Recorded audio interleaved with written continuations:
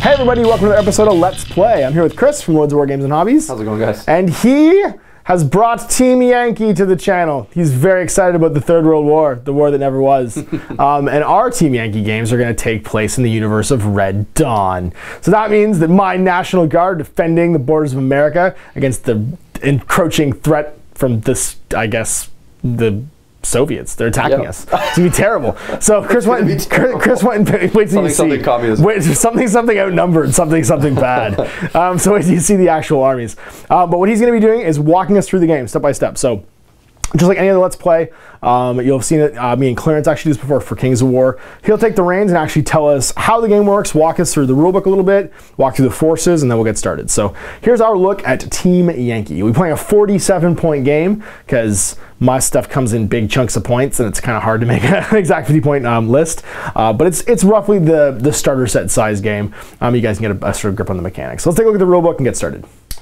All right, so here's the Team Yankee rulebook. Chris is going to walk us through. So tell us about Team Yankee.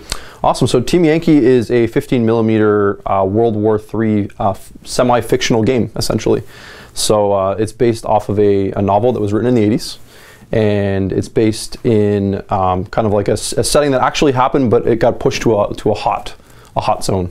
So there's actually fighting. So what's really neat about it and what I got really excited about is it actually has a fictional element to a historical event. So they can actually grow it into things that didn't happen, and it lets you create really cool battles between basically essentially really neat tanks and helicopters and stuff that we never actually got to see fight. So you got like Abrams tanks and T-72s, and we're gonna see like Leopard tanks and Challengers and stuff like that come out, and we're gonna actually see how they battle each other on the battlefield and stuff like that. Battlefront Miniatures is the company that makes it, and they're really well known for doing historical games for World War II, World War I. They've done a Vietnam game as well, and their model kits are really nice. So that also got me really excited when I heard that they were going to be building plastic models for Cold War, which is really cool. So we open up the Team Yankee rulebook here. What's really, really cool about this game as well is they've really streamlined the rules. So if anyone's played Flames of War, there's a lot of mechanics, and a lot of them you'll actually feel comfortable with. For someone who's brand new to this game or to a game like this, what's really neat is they've gone kind of like the kind of modern gaming route of cards, which is really cool. So you like look at a unit, and a lot of the stuff is just right on there for your information. So you're not pouring through the book while you're playing, which is really nice. So you get like your stats for your guns, your stats for like what you need to roll to hit, what you need to roll to save, all that sort of thing. Your courage, your morale, stuff for like that. I'm gonna flip it over, and also your unit construction. So think of these cards as like your little army books or codexes or whatever you want to call them. And also, if you played Malif or any of those games, they actually explain the rules as well as put them on there as well, so you can actually. So any special rules on a gun or something? Yeah, you can actually flip over and see. So yeah, you can build your list and play most of the game off of these cards after you've read the rulebook. Cool. As for the rulebook, what's really nice is it actually has the full rules to the game, so you're going to kind of see that, but also it has the Americans and Soviet units in here as well, so it actually acts as your codex as well, so you can see what's coming up and stuff like that. So how many pages is it? How deep is this rulebook? It's not too bad. Yeah, it's about 120, but it also includes stuff about painting as well, so you get like painting, that sort of thing as well, how to paint your armies, and there's a nice little reference to the back. Full color as well. They do really nice books, and crazy cheap too. It's about $30 or so. Like, so it's really reasonable. $30 Canadian. So like yeah, sorry, in Canada dollars. Yeah. As for the game mechanics, if you played war games before, I would really say Team Yankee, Flames of War, they really build off of kind of like a 40K rule set, which means you're move, shooting, and fighting. You can see that right there. So you can see it almost right in the moving, shooting, artillery, which is part of shooting, assault. Ignore artillery. Yeah, and when you just look at the raw bones of Team Yankee, it's really simple. So you're moving your models, you're shooting, you're rolling a few dice to hit, you're making saves, and then assaults can happen sometimes, but they're not super common. Got it. And then when we start looking at like artillery and all those things, that can make the game a little more complicated, but it's only like a small part of the game. So cool. Most of it's going to be really Looks like the rules take up about page 16 to page... We get to weapons and equipment, special rules, special abilities, 71, 72. Because 72 you get into force. Yeah, exactly. So it looks like it's about 50 pages of rules. That's not bad at all. It's not too bad, yeah, exactly. And it's really clearly laid out. These guys have made a lot of rule sets. So you also have, you know, cool pages, maps, that sort of thing. They did a good job of getting you in the setting as well. Yeah, immersing a little bit. Yeah, I mean, it's like I said, it's a fictional, kind of like a fictional story. So you kind of want to know, you know, why are we fighting, who's fighting, what's kind of going on. Adds to the game, right? And they kind of explain the divisions, why the units are built up the way they are as well, how they would have existed at the time. Right. So there's 4 force divisions, 2 for each side in the book, yeah? So far, yeah, exactly. So you're basically, and it makes sense for a modern army, you're really going to have either like a tank division, supported by other things, or you're going to have a mechanized infantry division, which is supported by other things. So there's not a lot of guys walking to war. That would be really bad, yeah. That would be really bad, yeah. Like a foot division. That was already really being phased out at the end of World War II. Yeah. So Exactly. for those guys that play Flames of War, they know the late war lists start to really don't see a lot of basic infantry companies. Yeah. So around page 16 is where it starts up. Actually, sorry, page 14.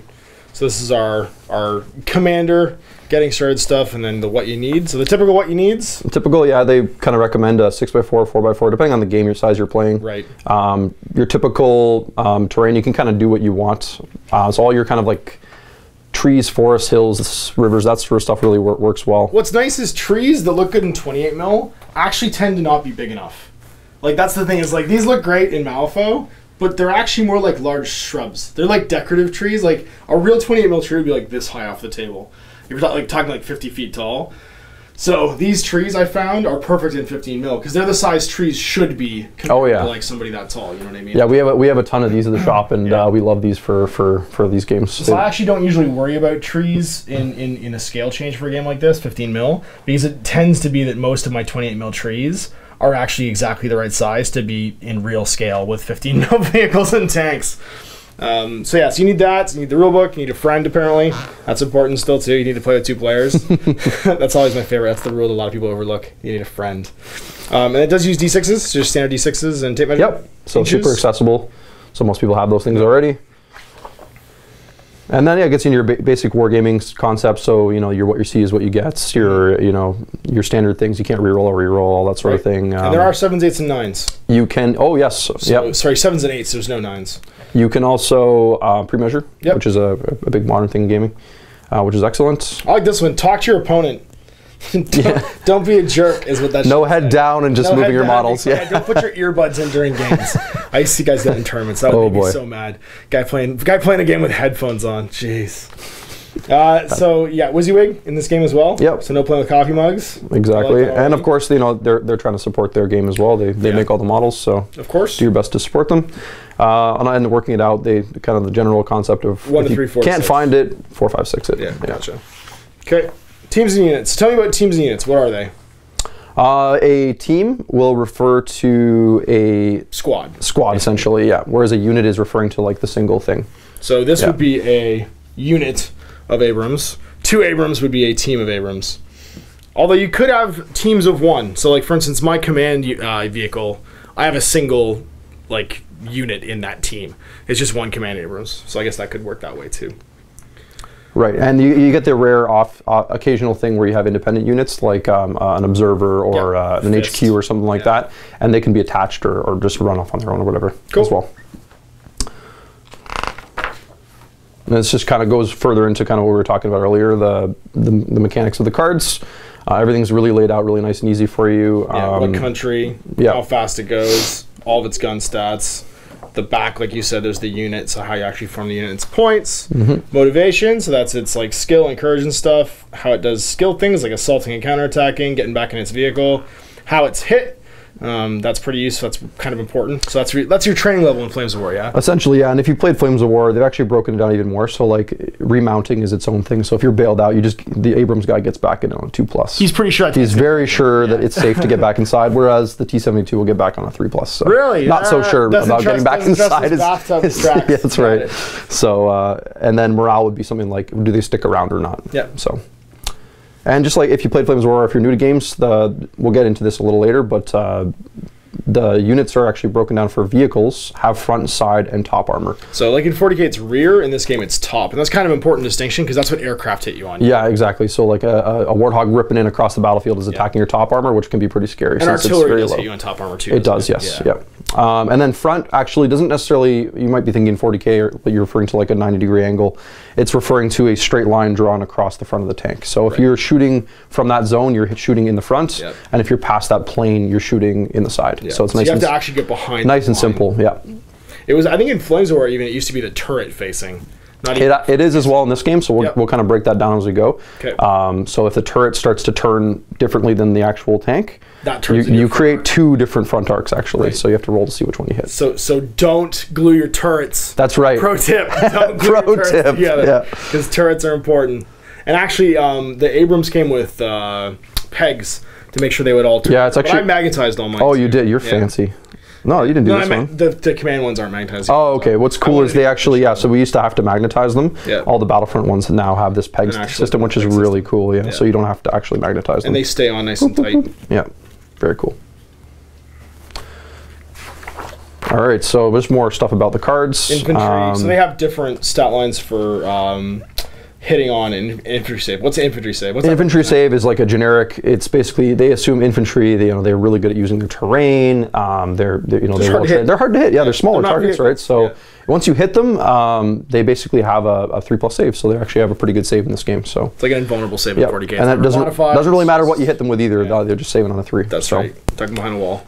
Yep, and you'll notice 2 transports, much lighter armor. You'll see that in the game too. But in this game, in the World War III game versus World War II, they bring a lot more options to the table, so they have a lot more like firepower and stuff that they can do. So they were becoming much more prevalent in the armed forces at that point too. And guys weren't walking, so they wanted some guns on their half tracks. Even the infantry too, like the modern infantry, they bring like every weapon with them to the battle. Like it's the platoon is ready for anything. That's right. We got machine guns, we got rocket launchers, we got everything. Well, if you're gonna invade Colorado, you got to be prepared. It's probably a good idea. Colorado is no joke. Oh wait, aircraft. Sorry, I skipped aircraft. Yeah, it's right there. Right, so aircraft actually, you have aircraft and you have helicopters, so they're both different, but basically they get hit on a static value just like anything else, and then they have an aircraft save. So this is the same for the helicopter. Yeah. Just like infantry. What's different about the aircraft is, sorry, we'll get into this a bit more, but when you're actually rolling to destroy a tank, you have to actually pass what's called a firepower check. And if you don't succeed in the firepower check, you don't destroy the vehicle, it's just bailed out. Yeah, they get worried. And the planes don't do that because it wouldn't make sense, right? Like the guy's not going to bail out of his plane. Oh boy, there's a little fire on the engine. I'm going to just jump out. No, they actually stick in. So you actually have to destroy them to stop them. They're dead or they're alive. That's right. And you'll notice the aircraft have a lot of power, a lot of shots, and they attack top armor, which is a really nasty thing. And only certain guns can shoot them too. It's not like 40K where you can snap fire at them. If you don't have the AA template or whatever. They also do this salvo thing, so they can just. If you've ever seen it in a Vietnam movie, that's basically what happens I love sometimes. The smell of napalm in the morning. That's right. So got it. They can do cluster bomb shots and stuff. Yeah, cool. Very cool. So the turn sequence. Yep. So basically, like a lot of other games, morale stuff happens at the beginning. So if you ever play Flames of War or anything, basically, if your army's reduced below a certain point, you're going to check your morale to see if you're going to stick around, and you check on your HQ or your general. Like bottle test Necromunda or more. Exactly. He usually has a better value for that as well. And if he's gone, then it gets a lot messier, kind of thing. Yeah. They made it not so harsh as Flames of War, so actually you tend to stick around a little longer in Team Yankee, which is good. After that, you check your victory conditions, so you can actually just win the game at the start of a turn too. You actually don't check at the end of a turn like in other games. And that's when you're going to also get back after that, get back into your bailed vehicles. And check to see if you get any reserve rolls and stuff like that. After that, you're going to get into the movement step, and we can kind of go into detail on how movement works. Okay, let's just show it instead of... Yeah, perfect. So movement in Team Yankee is really easy. You just look at your vehicle card or your unit card. You have a bunch of different types of movement, so they made it really easy to reference. So depending on the type of terrain you plan on moving over, you have to use that speed. So tactical speed refers to the speed you can move while still operating your weapons and firing your weapons. Terrain dash is basically if you're in open terrain and you don't want to shoot anything, it's basically like going flat out. You can move that speed. And then that's actually if you want to go over regular terrain. Cross country dash is if you're just on the flat board, you basically have to go straight in a straight line as fast as possible. That's how fast you can go. And that's for on a road. Roads, yeah. So you can actually have roads and stuff like that. You can model those onto the table. Battlefront actually makes Battlefield in the Box modern roads as well. That's cool. Yeah, which you can get. So you can have your battlefields. What's cross? Is that to cross like water or obstruction or what? Oh, cross value? Yeah. That's if you're basically moving over anything you guys have decided is difficult going. So, right. So if you want to go over the rocks or the water. Sure, we can decide depending on the way. We can even say if you want like the steep hill is difficult going. Right. Generally, you would always use a forest as difficult going because for a vehicle, and yeah, so all your vehicles will have different cross values for that. And if you fail your cross, you actually get bogged down. Okay, so what about turning and facing and stuff? So if I want to move this guy, does he have to maintain any kind of facing, or can I move his facing freely? Yeah, so basically, you don't have to worry so much about that. You kind of just think of him as a 360 model in that sense, and you just kind of, as long as no part of him kind of moves more than that distance, you're kind of good to go. So you can kind of just put him over here and, pivot him if you want to. And now, when would I pivot my gun? Is that when I shoot? Yeah, you turn your turret when you're at your target when you're shooting. Okay, so you don't move the turret during the movement phase. But you still want to be wary of which way you're facing him, because that actually could affect his front facing as well. Got it. Now, one other thing to think about with moving, we talked about teams. So let's say these two Abrams are a team. One of them would be the command Abram for that team, and you would actually need to stay within 6 inches of the command leader. Right. Okay? So he has a bubble. It's not everyone maintains range of each other. It's he has a 6-inch bubble. Everybody has to stay inside that. Now you can break that rule. There is a way. If you go wide, but you keep everyone along the same facing, you can actually be up to 16 inches apart from each other. So you can be abreast. So you can be abreast essentially. So he could be up to this far away. But that's in line formation. And be in line formation and be okay. So you can do some cool sweeping advances across the table with small tank units still to get flanks on people. Yeah. All right. So our Abrams and our T, what is this? 55? T-72. T-72. Yeah. So we're going to just do a little shooting phase. We're going to pretend Ash has the turn. Okay. And he's going to shoot his Abrams tank at me. So I move tactically. Yep. Super tactically. That means that I can check my rate of fire. Yep. I'm moving, so my M68 105mm gun can fire twice with firepower, or any tank 20 and firepower 2+. That's right. So basically what it means in layman's terms is you're going to roll 2 dice if you're halted, 2 dice if you're moving. You have a stabilizer, so you're not going to worry about range penalties. So in Team Yankee, isn't that the laser rangefinder? Oh, sorry, yeah, the laser rangefinder. If you're over 16 inches in Team Yankee, you actually suffer a +1 modifier to hit. Okay, yeah, right. So tactical speed is 14. That's what makes my tactical speed 14 is my stabilizers. Got it. Okay, so I can shoot twice. That's right. So your training level is 3+. You're going to hit me on a 3+. All right, so 2 shots on 3+. I hit you 1 of the 2 times. So now, armor penetration is like reverse 40k in this case. That's right. So what you're going to do is you're going to actually take your armor value, which for me is 16, and I'm going to add a d6 to that, and I'm going to see if I can beat his anti-tank value. So you need a 4+ here to beat it? Oh, I have to beat it, 5+. To beat it. So I actually rolled a 4, so this is where it gets interesting. I tied it, so he actually has to take a firepower check to bail me out. Okay. He can't destroy me, because it's essentially a glancing hit here. And what's your firepower check? 2+. 2+. All right, so you're most likely going to bail me. Yeah, so I'm bailed.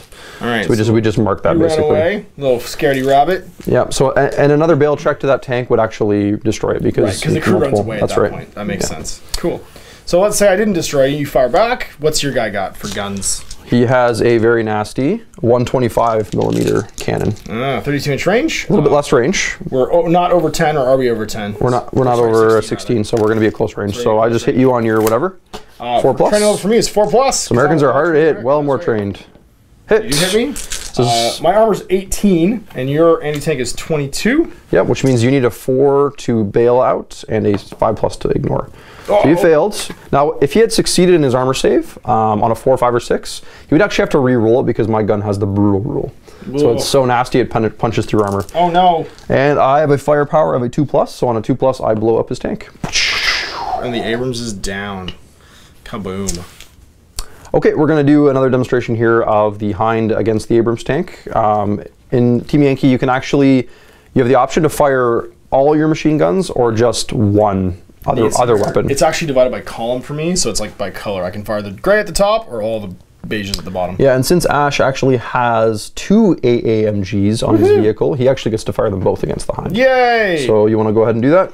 Actually, let's have you fire first because there's an armor resolution thing for you that's important, right? Because you actually hit me on different armor facing. Right, so let's say since I have amazing mobility, yep, and I can basically position my helicopter anywhere I like. Let's say that I'm in your side armor. Yep.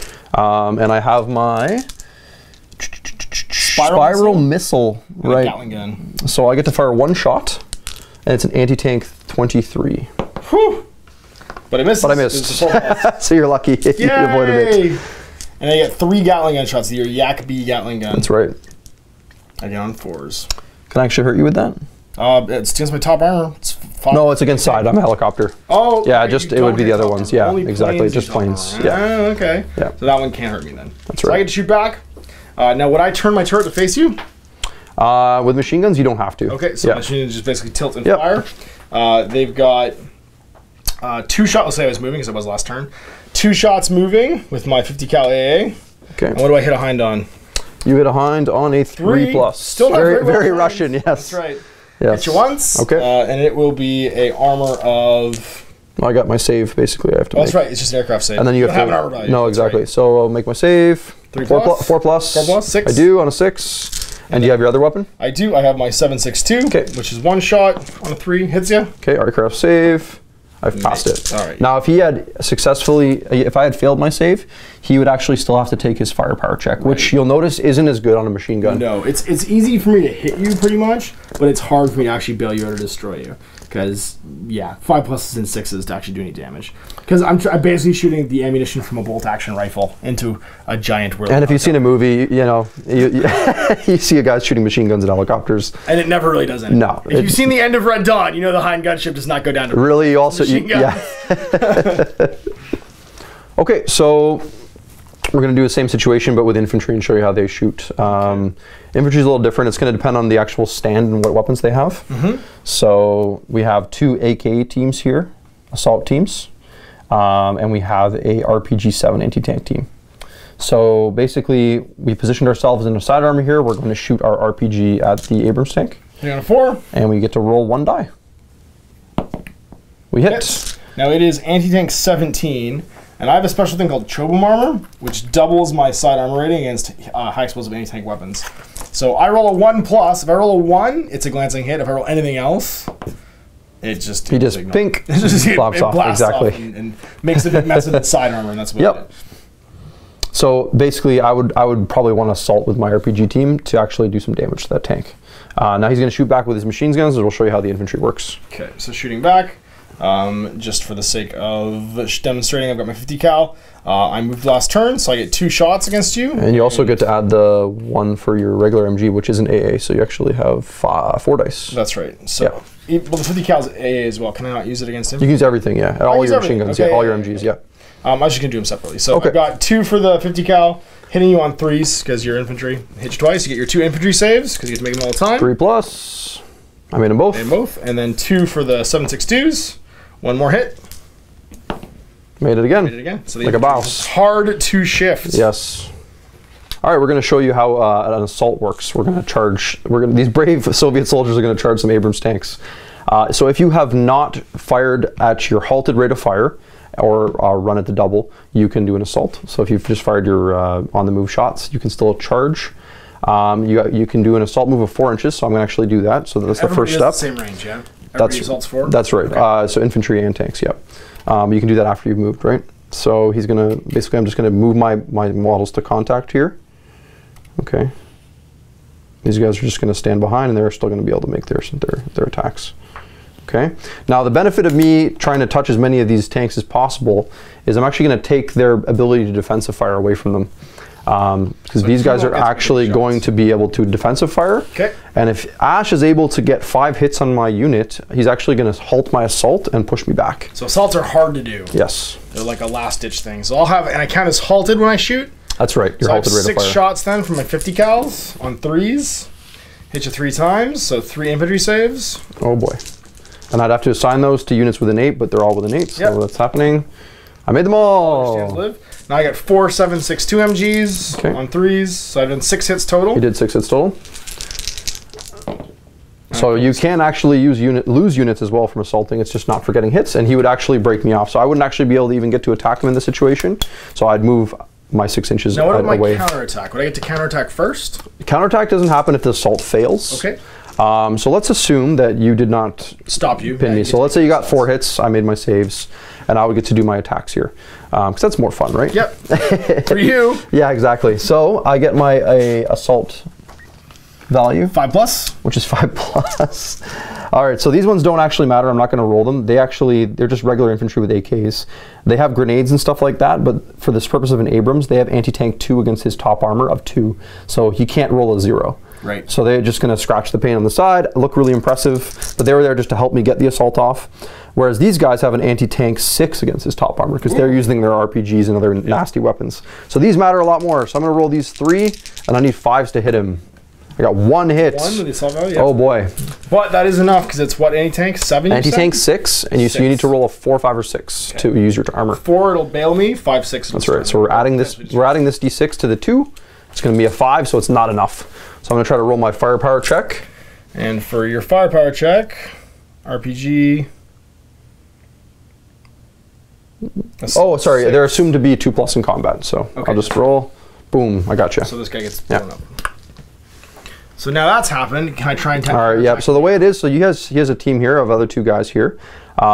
He can actually test a counterattack. So he has a counterattack stat. 4+. That's right. Abrams. Now, if he passes that value, he can choose to either stay and fight, and he gets to make his 4-inch move to attack me, or he can break off with his full movement.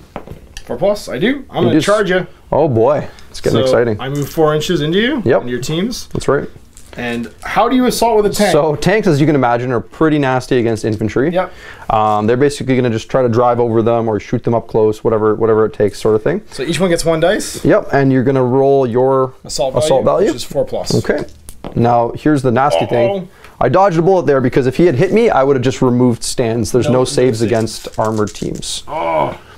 Now I can actually test a counterattack as well. Again? Again, and we can just keep going until one of us either fails our counterattack roll or wins the combat, basically. Nope. Yes, 3+. Oh, 3+. Yes. Yay! I'm 4+. So they're not very skilled, but they're very brave. So now I'm going to roll I can move my teams in again if I want to, just to do this. Need to. Which they sort of do need to. But you have to split up your attacks now. Yeah, so 2 are going to go over here. 4s? 5s. 5, sorry. So 1 I got 1, and then this guy gets a chance. Hey! Oh. Okay, so I'm armor 2. I have to beat a 6, so I need to roll a 5+ here. 4+ will glance potentially. That's right.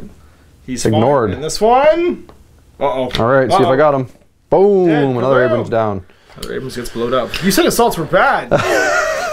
Well, you did technically pin me before I got in there. So testing the counterattack on a 4+. I do. Try and drive over a stand on a 3. He does. All right, so I'm going to allocate to this guy. Okay. He tries to pile into the. Yep. So I'm only going to get the 2 on this guy. So I'll just roll him now. I can still move though. I got 1. And I will dodge it on a 5. I don't. So on a 2+, you destroy me. And the Abrams are overrun. Last Abrams goes down. A quick note about when to do morale. So we actually would do a morale check at the end of a shooting phase or at the end of an assault phase, in which a team lost units basically, whether bailed out or destroyed, and you check.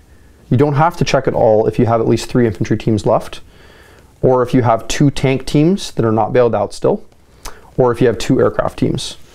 If any of those things aren't met, you have to take a check if you basically took casualties. Right. Okay. Morale, for instance, -4+. It's on your card. Yep. So let's say Ash had a lone survivor and he did break off. At the end of the assault phase, he would still have to check his morale.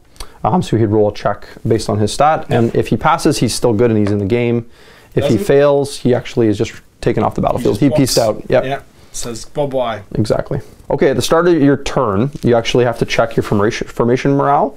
If you do not have a single team on the table that is in good spirits. So for example, for Ash's army, it would be 2 Abrams tanks not bailed out essentially. So 2 fully functional Abrams tanks in a unit. He's in good spirits, which means his formation's in good spirits. And support units like the helicopters don't count? That's right. So for helicopters and your artillery and your warthogs and stuff wouldn't count towards that. So just your core units essentially. Okay, here's our force, basically our force organization chart, or our armored division table. So basically, you have two options right out of the book with either the Soviets or the Americans. You can build your formations of Abrams or combat teams, tank teams, or you can go mechanized with infantry. And what that essentially does is when you choose one of those, it blows up on this side you have right here. You have your core units or your troops or whatever you want to call them that you have to take. And this shows it right here, your tank teams. Yep. So for example, the bare minimum Ash could take in his armored combat team is 2 single Abrams. No, it's sorry. That's the HQ. One single Abrams is an HQ, and then 2 platoons. So the platoons actually come over here. Yeah, and it'll explain. So the minimum is 2. The maximum is 4. You can also look at the cards as well. Yeah. So sorry, the minimum would be 2, and then 1 HQ. So the smallest army size I can have is 5 Abrams. That's right. And that's exactly what I have. And then these actually are his other options. So he can take a mech platoon as part of this combat team, a heavy mortar platoon, and then these options as well. So you can have a 3rd Abrams tank platoon. You can take multiples of these in an army and multiples of the mech combat teams as well. I'll show you what that looks like. So a single army could have multiple formations in it if you wanted to. So this is the mech combat team. So he could have done the M113s, the opposite basically, which is what I'm going to be playing with, and then have Abrams as supports. Well, you can just flips what the core you can do both in a bigger game, right? The only thing you can't keep doubling up on is your support units. So basically your Warthogs, your helicopters. 1 unit of Cobras, 1 unit of Warthogs, 1 unit of artillery, 1 Fist, and 1 VADS platoon, which is air defense. That's right. So and like we were saying with the morale, these units aren't part of your army for the sake of morale. Here's a quick look at the Soviet forces. So very similar, basically a mirror. You have the tank battalion option route or the BMP motor rifle battalion route, so infantry or mechanized, and you can basically take these options. Now they did split up the BMP into 2 options. They have like a BMP 1 and a 2, but they're essentially the same choices. Just one gets a rocket, and so it's way better. The BM2 is just better. Overall, yeah. I mean, you can go the traditional horde route and just take as many dudes as possible. Right. Or your things can be useful. So you get ground attack planes, which is the Frogfoot. Yep. Heinz is an assault platoon, and they can actually carry dudes, which is crazy. You can put infantry in them as well. Very, very cool, yeah. And then the BMP-1s, BMP-2s. You get howitzer battery, rocket battery, and an OP, which is just like my M113 Fist. So it's an observer. That's right. So now your squad sizes, though, are a lot bigger. Yeah. Each of these cards blows up into this. So basically, yeah, just like before, you can take 1 as your HQ, and then if you flip over to the actual tank company, we start at size 3. What? And then we can go all the way up to 10. And you actually get a bit of a discount as you go bigger, which is cool. And you've definitely got the cheaper tanks, because yours are 4 points per model, mine are 8. And that means that you've got just way more guys. But your minimum amount of tanks is 7. 2 units of 3 and then 1 HQ. Right, exactly. So this is the BMP motor rifle battalion. This is what I'll be using today. And so you can go the routes with the BMPs and the infantry, and have your HQ be also the same thing. And then you can take T-72s as support units, and then you get the other options as well. Okay, so let's talk about the missions and how we're actually going to be playing the game. So there's a table you can roll on, so right out of the book. You have your missions here, and we'll go through those. But basically, the concept of most of them is the same. You have both players placing objectives in their opponent's zone, and you have your deployment area, which is changing depending on the mission you're playing. And then some of them, not the basic one, but some of them start to use reserve manipulation, essentially. Right. So you have different ways that reserves are brought in. So most of them you'll have some or half your army put in reserve or on the table. And then depending on the types of reserves, you come from different areas, or you just have to roll starting later in the game or so. Right. So winning the game, it looks like if you start the turn holding objective, you win. That's right. Literally, like if you have no opponents around your objective, you just win the game. And just for clarity, if you can't determine a winner from that, there's the margin of victory. The margin of victory table, which is right here. So, sorry, if you rout your opponent or you win through grabbing the objective, this just helps you decide how big of a victory it was. If, let's say, you're playing in an event, or are you just between friends, you want to see, oh, did I crush you, or did I just like narrowly scrape by? Right. Basically, the more casualties you suffer in victory, the less points you get, essentially. So when you win, basically, if you're playing like a tournament, this would tell me how many points you scored. So if I won the game by holding your objective, but I'd lost 2 or more units doing it, it's only considered a minor victory. 4. But if I lost 0 units, I get 6. That's right. There's a note here: forces with more units actually just ignore the first unit destroyed. That's right. Which is pretty cool too. That's great. So we're actually going to go and play like a standard free-for-all, which is the number 1, which means we're going to use all the meeting engagement rules. That essentially means both armies are assumed to just show up on the table, and the person who ends up going first, all your units are going to count as being moved, and all of the opponents that goes second, his units count as being stationary, essentially. So it's just like a little good rule for that. Basically, all that means is if you had artillery, if you went first, you couldn't use it on your first turn. It's a little balancing factor. Setting up is pretty simple. It's kind of like your standard 12-inch up the table. This little green zone here is where the objectives can be placed. So you put your objectives in your opponent's zone that you're going to go try grab. Reminds me of Epic. Yeah, and they can be 8 inches from the table, and they're also 8 inches from the side, so they have to be in this kind of area. You kind of want to, a little tip is you kind of want to spread them out and force your opponent to defend 2 areas that are distinctly apart. Don't put them both together because it's a very easy spot to camp down on, exactly. Yeah, and it's straightforward. Basically, you have your middle down the table, and this is just a showing 6x4 table, essentially. So here's my 47 points of an armored team for Team Yankee. I have a Abrams HQ right there with his binoculars. I have 2 platoons of A1 Abrams here and here. And I've got an AH-1 Cobra team, and this is a support team, so they don't count towards my morale threshold at all, but I do have 2 attack helicopters. And what's cool about them is they can move around unlimited distance each turn and just stay on the table or fly off as they like. And hilariously, here is Chris's mechanized infantry team. I think it's quite hilarious. I have 7 models. So someone once said quantity has a quality all its own, and Chris bought that for $1. So he's got 2 BH2s. BMPs. BMP2s, that's right. And this is a mechanized team. They're 5 BMP2s, 5 BMP2s, mechanized team. One of them has the command unit, and one of them has the Dragon Missile Launcher team. Okay, I think I have the Dragon Missile Launcher team. Oh, sorry, I have the other one. It's a scary dragon. It's your version of that, That's right. yes. Then you have a support team of T-72s. Yeah, I got 5 T-72s as well, and then I have the 2 Hind helicopters. 2 Hind helicopters. Which will not be transporting any troops this game. No, because you dropped 3 points basically to play me. Yeah. So we've got 47 points of Soviet mechanized infantry. Oh, man. All right, so our 4x4 setup, we're going to dice off right now for attacker and defender. I assume I'll be the defender. Soviets! Yeah. Yes, you are. Attack! Within 12, but I think you do objectives first, don't you? My objectives and your zone first, yeah. So Chris has deployed his 2 containers of ammunition reinforcements, because he is far from the motherland in my zone. He's going to put his first unit down now. Or no, I'm going to put my objectives down, and I'll have my little M113 CP, and also I think wrecked Abrams as mine. All right, so my abandoned Abrams and the CP hanging out over here. All right, so the brave line, the brave thin green line of Abrams. We have the 2-man platoon and the 3-man platoon reinforced by the HQ. Across from us, we've got the T-72s hiding behind the woods like cowards. We've got the BMP. I can never get this designation right. BMP2s platoon, all mounted. And the HQ is in this one over here with the guy with the waving hand, securing my Abrams objective, and these ones securing the M113 CP. The attacker, the Soviets get to go first, so their movement, actually their starting step starts. I don't think you have anything to resolve during your starting set right now, do you? No reserves, no bailed out tanks, That's no right. morale checks. And you can't bring in your helicopters because you're the attacker on the first turn. And I can't shoot all the artillery that I brought. Right, which was none. So, movement phase. Move some T-72s here. And they move 8 inches. 10. Sorry, 10 rather? Tactical 10. Tactical 10, okay. Yeah.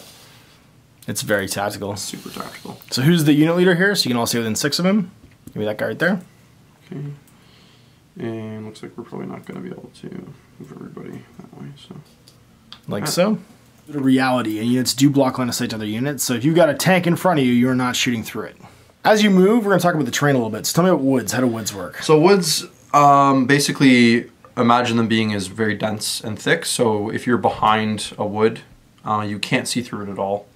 You can basically see in 4 inches. Right, and you can see something inside a wood. Yeah, so if my tank was, wood. for example, like this, people could see me anywhere because I'm within that border. Right. I'm in the wood. That 4-inch border. I can shoot out, they can shoot in, whereas if I'm in here, I can only see 4 inches out and be seen 4 inches in. But if you're on the other side of it, it just obscures you completely. Exactly. So what about water? Water is just you're gonna do bog checks essentially. Right, so you make a terrain test when you move through it, and then same with like difficult Same grounds. with these, I guess. That's right. Yeah. But flat-sided hills obviously would just be open. Yeah, as long as you determine, like, this seems pretty open, I think. Got it. 8 inches combat. Yeah. Or tactical, sorry. Super tactical. And we got the last unit of BMPs. I'll get this name right eventually. You did good there. I did okay, but it's been like 4 tries. And I think they're actually just going to... Dirtle? Dirtle a little bit here. Guns o'clock. And you gotta pick one of my 2 teams to shoot at. Which ones are which? So this 2 tank team is one team, this 3 tank team is the other team. Okay, I'll just shoot the 2 tank team. Okay, right here. Yep. Line of fire is true line of fire, so there's gonna be 4 of these T-72s that can shoot this team. Oh, and they're all over 16. Definitely, and they're barely in range. Okay. 32 inches. Laser rangefinders will let them not take a shooting penalty over 16. And that means they're gonna hit me on 4s, because I am not obscured. Okay. Holy moly. 16, you actually add another +1 to that. So to your armor. To my armor. So over 16 of my armor becomes 19. That's right. So on 3s this could bail me, and on 4s I'll ignore it. Yes. 4 times. And you'll have to reroll successful armor saves. So okay. You reroll those 2 because they're brutal. So 3 go through. So firepower 2+ now. So there's only 2 to do, so yeah, 2+. Those are actually 2 ones. So those are 1s. Okay. So 1 guy is destroyed and 1 guy's bailed.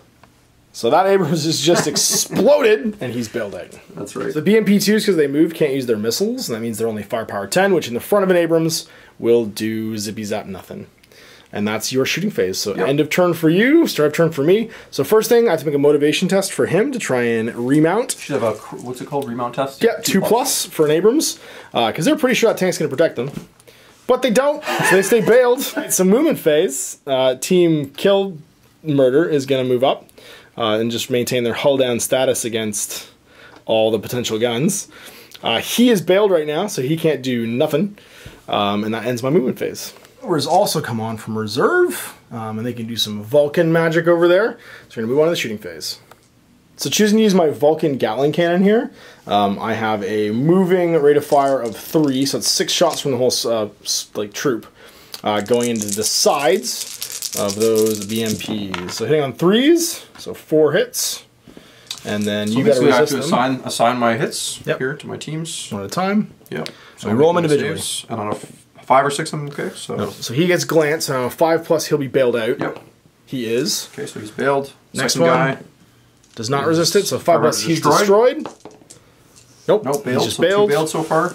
This guy, he tested bail. 5+. Nope. So he's okay. And the last one is command tank.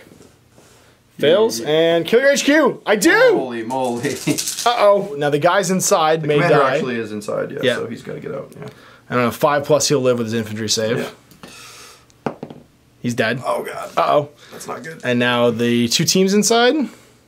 I have... These ones get bailed out. And those 2 teams are now bailed out. So that's that shooting over. So my shooting over here. So moving, I still get 2 rate of fire with my M68 105mm gun. And we're just going to put the pain into that unit over there, that unit of BMPs. So I've got 6 shots hitting on 3s. Yep. Because I ignored the long range penalty as well. So that's going to be 4 hits. Okay. Now it is firepower 20, but you get +1 armor. Can you roll a 13? What's that? No, Can they roll a 13? No. So then you assign your hits, and I start doing firepower tests. Okay. So you got 2. You get 4 times? Yep. Okay. So these 4. Okay. So the first one, 2+, destroyed. Okay. Next one, destroyed. One after that, destroyed. Last one, destroyed. Okay. And then you got to make some saves for the guys inside. Saves for the guys. One lives or 1 dies. Sorry. RPG teams. 1 dice. All right, so that shooting's done. So now we need to do some morale, and that means that both, I think, of these units make morale tests because they're bailed. Yep. This one has 2 mounted and healthy armored units still. This one also has 3 infantry teams at least. Oh yeah, so you're fine as well. They're both healthy still. Yep, they're both healthy, even though it got owned. It's turn 2. So the support Hinds showing up behind me. Dad jokes. And then we got some movement over here, the T-72s. Yeah. So. There's no real reason not to move with these guys because they have the same rate of fire either way, so might as well get closer. Moving closer to our objective. And let's hopefully get everyone to shoot as well this turn. Looking for the remounts, so they just get to get back in. They're bailed though. Do they have to test? No, you just get back into the end of the movement phase. Oh, these guys, sorry, they're actually bailed. Yeah, you're correct. So their remount test is on a 3+. So this one, it's good. Good. This one, it's good. Good. So, so they're both good. Okay, these guys are just going to move one piece. The poor bloody infantry get to do something, but you lost a whole bunch of your crazy missile launchers. Yep, sure did. These guys actually might as well just get out now. Over here. Yeah, and just keep walking. Yeah. And they're going to go take up positions in the woods. Yeah, just get safer. And the command unit here is the guy waving, I imagine, so everyone stays within 6 of him.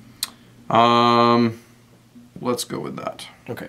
The BMP, of course. He has to maintain the same unit formation, so he's technically still the command unit. And he's just gonna, well, if he's the command unit, he has to push up here, doesn't he? So there you go. For everybody. Let's start with the Hinds. Yeah, the behinds. Behind you. The behinds.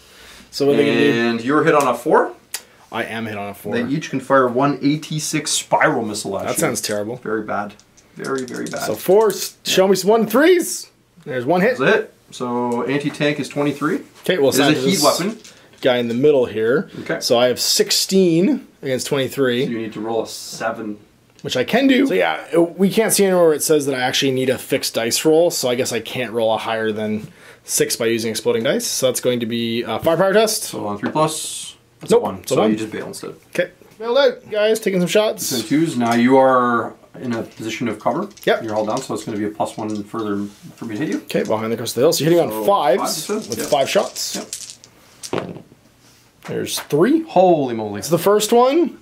He is armor 18, 19, I think, because I'm over 16, but I think you ignore that, you said? No, that's just for ranges, so you can still add the +1 for your armor. Okay, so 19, I have to beat a 22.